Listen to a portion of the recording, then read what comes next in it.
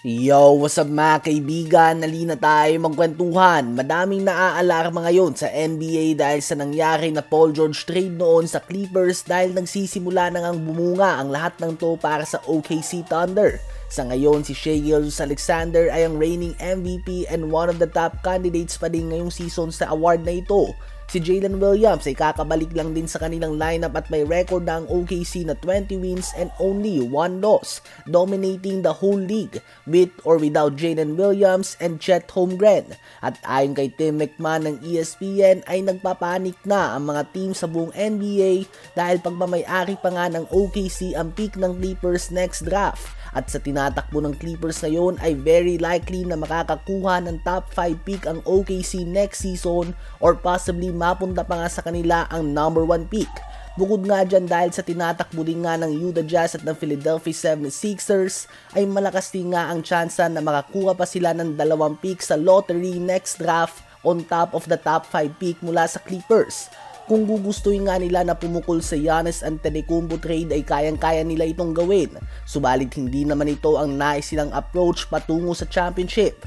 Ang gusto nga nila ay may clear number 1 star sila at napapalibutan ito ng mga players na alam, tanggap at masaya sa kanilang mga role.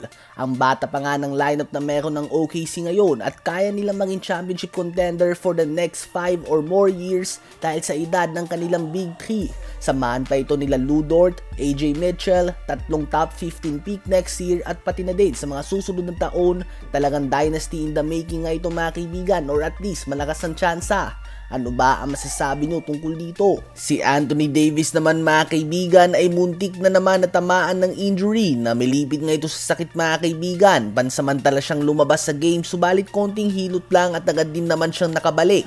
Ganun pa man ay andun nga talaga ang pagiging injury prone ni AD. Tila ba bawat game ay malakas ang tsansa na tamaan siya ng injury, babalik siya sa locker room, magpapasabo kung ano pa man.